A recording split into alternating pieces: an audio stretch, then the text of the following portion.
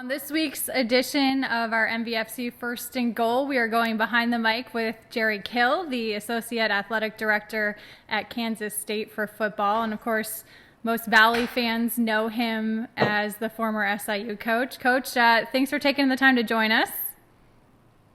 Thank you very much. I'm looking forward to joining you here for a little bit. Yeah, it's good to talk to you. Well, as I just mentioned, you're the Associate Athletic Director for football at Kansas State. So what are your day-to-day duties right now, and what's the adjustment been like going to the other side of football?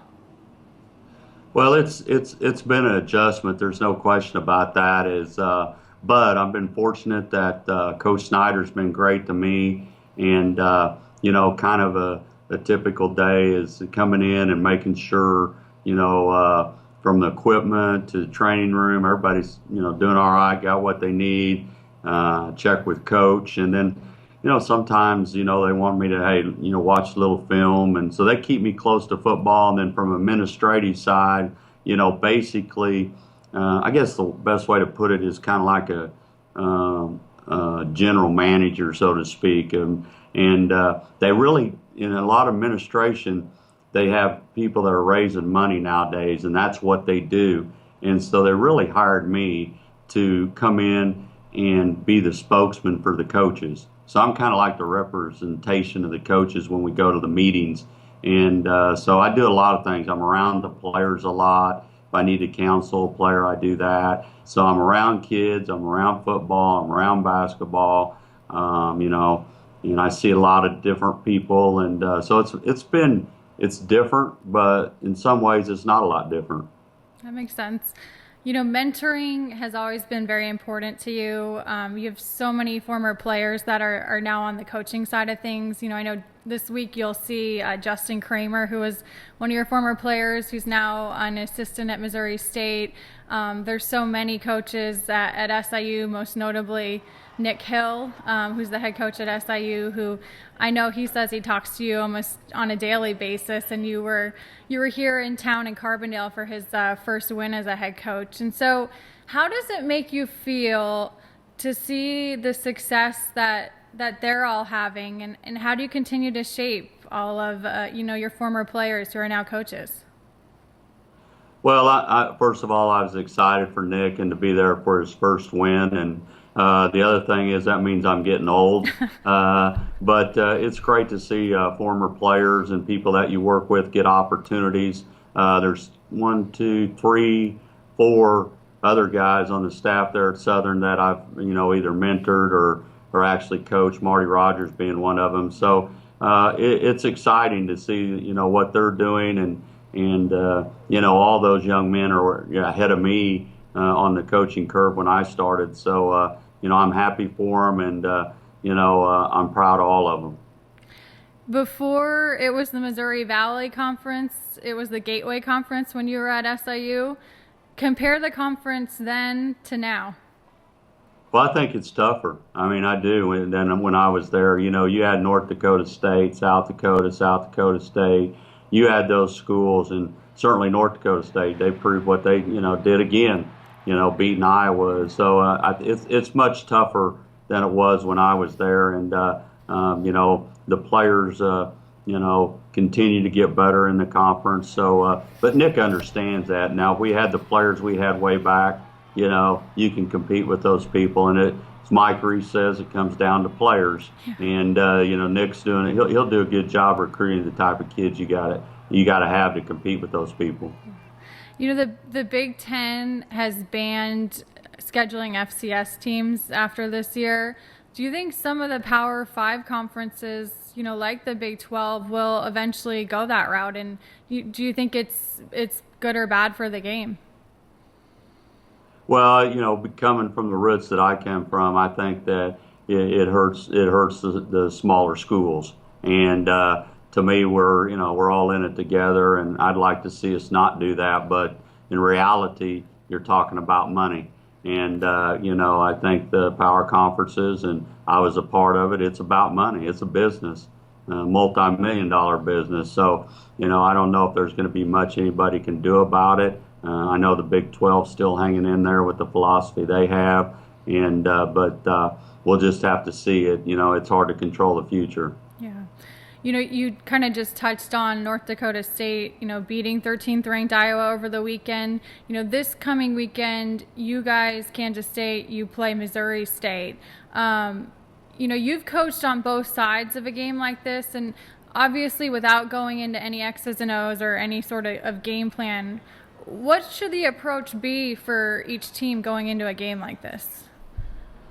Well, I think the big thing is being on the other side, and if I was them, I'd be saying, "Hey, this is our bowl game. This is our bowl game. This is our opportunity to make history at the school. We can go up and play, with them, etc." And then on our side of it is, hey, we got to get better. We got to get better. We got to cut down on penalties. We got to do all the little things to get ready for conference play. So, I think that, it's two different camps and two different perspectives going in. But I know our head coach is one of those. Coach Snyder's one that preparation's important. So I know that we'll be ready. Yeah. Speaking of Coach Snyder, you have so many Kill-isms, and you certainly in the book that just came out, Chasing Dreams, they list a whole bunch in a chapter in the back. Who coined that term, Kill-isms, and how has Coach Snyder taken to your various Kill-isms since you've joined Kansas State? Well, that's the problem when you have these authors of books. They call up everybody, and they try to find out all the inside information, and then people are willing to give it to them. So I don't even remember some of them, but you are who you are, and I think people get a kick out of them, and they've always said my English has always been a little bit different. So you are who you are, but I appreciate all those people that had fun doing that. Yeah. And so how is the Kansas State program? Have they welcomed them, or do they give you a hard time about them? I think that I give enough out that I deserve a hard time. So it's been good. They understand old Kansas kid from Cheney, Kansas. So I think most people get a kick out of it, and I don't even know what I say half the time. So I don't worry about it too much. Yeah.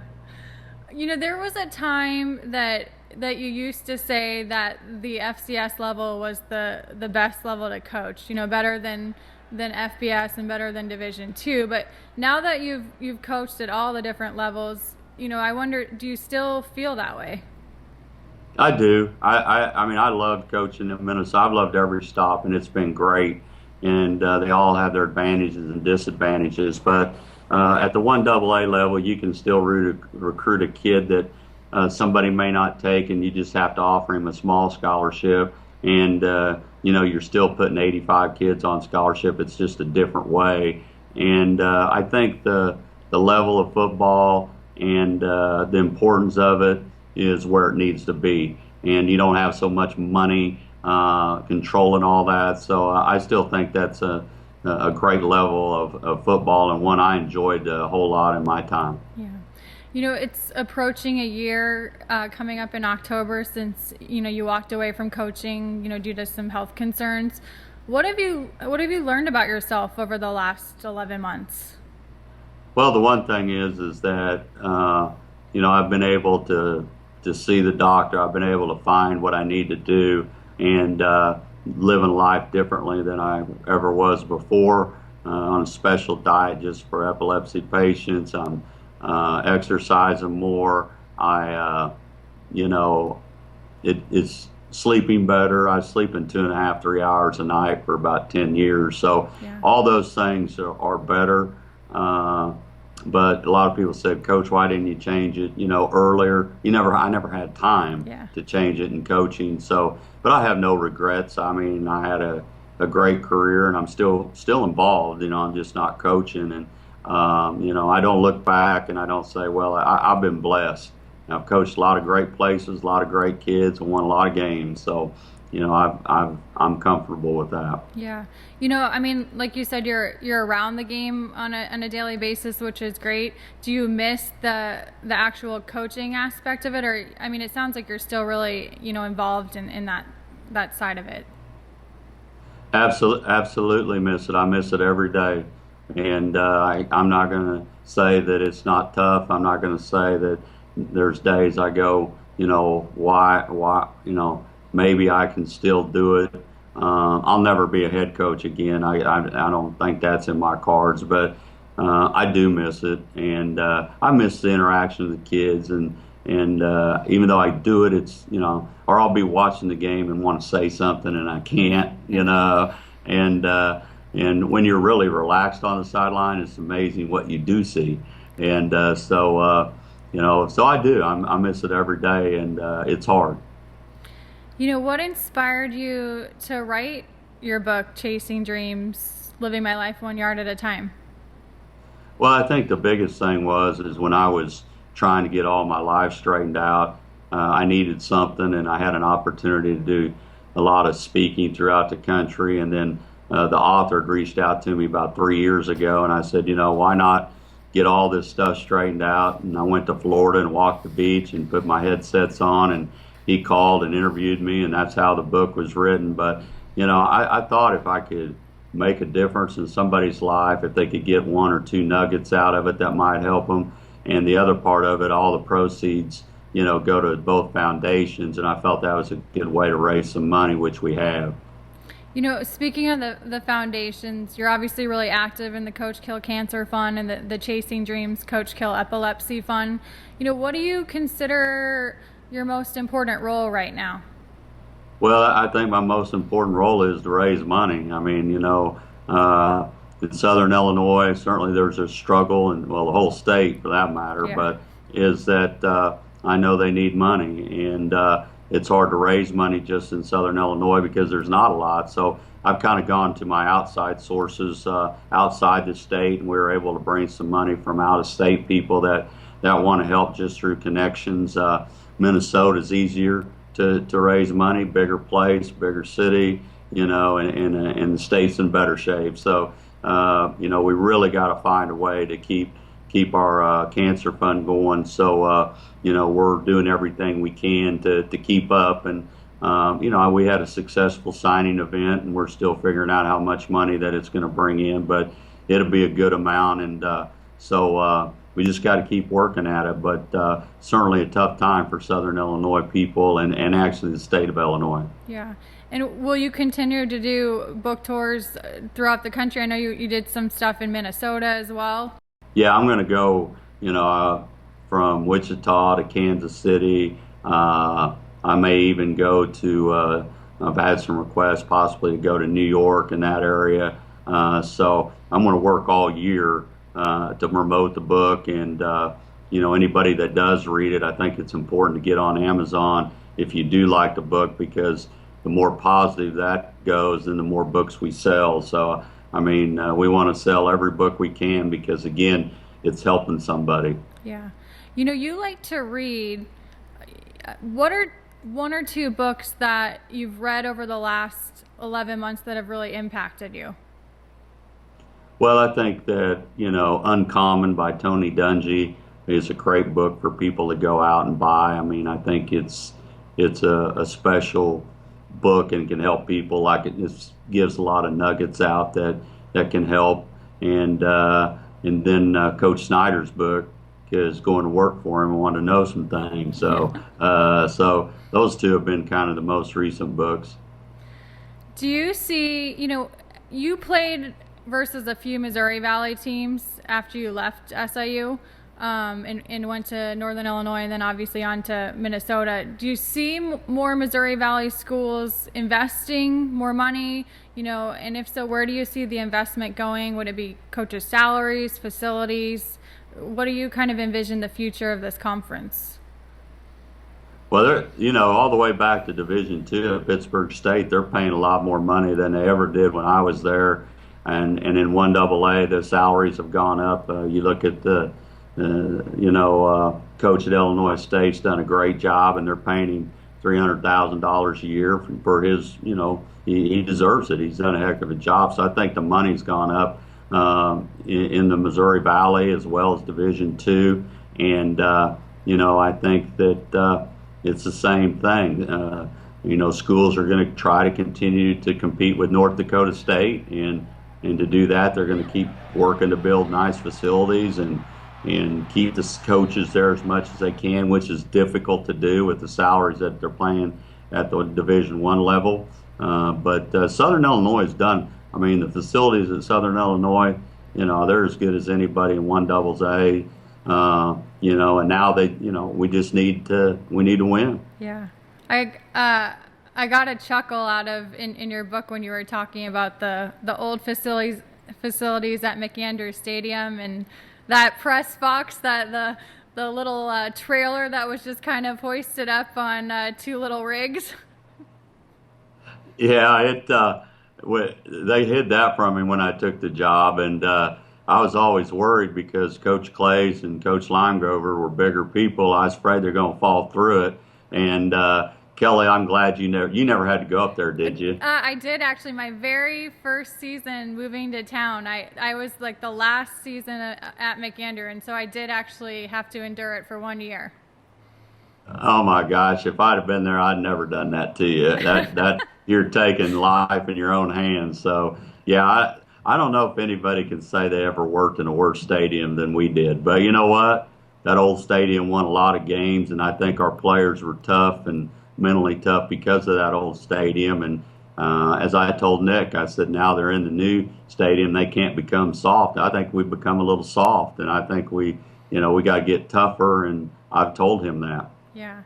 Now that you've had a chance to be around Coach Snyder and his staff, on a day-to-day basis, what are some things that you've learned from him? Well, Coach, you come to Kansas State, you come down Bill Snyder Highway, then you got Bill Snyder's family stadium, then you got a statue out in front, so you get a chance to work with an icon. And I wish I'd have worked under him a couple years before I became a head coach. I mean, I think there's just the way he teaches and certain things he does on the field. He's a unique, and how he's been able to win here. So I mean, there's a lot of things you can learn something from Coach Snyder every day if you listen. And that's what I tell our players. They need to listen more, because if you listen to what the man says, you're going to win. And he's a great teacher of life, not football only, a great teacher of life. In talking to so many people that have known you over the years, one thing that they all say is that you really are the exact same person, as you were 20 years ago. And that, being in these high profile positions over the years hasn't changed you. How have you been able to stay humble through everything, and just keep things in perspective and not let it go to your head, so to say? Well, I don't think, in my position is the way I was raised. And I think that I always said, I remember when I was at the lower levels and I'd talk to a high profile coach, wouldn't give you the time of day. And I said, if I ever got in that situation, I'd never do that to anybody. And so I'm blessed where I was at. I had a blessed career, and I said I'd never change, and I haven't changed. If it was my way, I'd wear blue jeans to work every day, cowboy boots, and just an old T-shirt. So I mean, that's who I was, and of course I had to change. Every once in a while, I wear what I want to just to rouse some people up. So, but make the administration nervous. But you are who you are, and you can't forget where you come from. And let me tell you what, a lot of people, they make a little money and they forget where they come from. And it's something that I said I never do, and I haven't. Yeah. How are you enjoying being back in your home state? Well, being back in the home state it's been good. My mom is only 2 hours away, so she was able to come to the game last week, and she's coming back up this week because it's her birthday. Rebecca's mom's only 2 hours away. She lives in Kansas City. She's 90 years old, so you get to see some family that you haven't seen in over 20 years. So that part of it's good. The tough part is we're still 7.5, 8 hours from both girls. And I don't know if we'll ever get both those girls where I like to have them, But I know Tosh is never going to leave Southern Illinois, so we kept our lake house there, and I don't know if we can get Crystal down there. That would be the whole work that we got to do. She likes the city. Yeah. Are you putting the pressure on for a grandkid, you and Rebecca yet? No. Well, Rebecca says she's not, but she is, and you know they're Jason and her are having the time of their lives and enjoying life, and always telling you need to enjoy life a little bit before you have children and do what you want to do because having a child changes your life for the good, Yeah. but at the same time you got to be ready for that because you do that, that's what you're going to be committed to. Yeah. Well, Coach, I thank you so much for taking the time today. I don't want to eat up too much of your time. I know you're on a tight time schedule, so to say. But I look forward to seeing you and Rebecca at some point here when you're back visiting Southern Illinois. Well, I'd love to do that, and I will tell you that I'm proud of you and what you've accomplished. And it's hard to, I went out and chased my dream and took a chance or two, and you've taken a chance or two, and you're very successful, and you got a lot of great things going. And so I wish you luck in your career, and I know you'll do well. Well, thank you. That means a lot to me. You take care. Okay, you too. Thanks so much, Coach. I really appreciate it.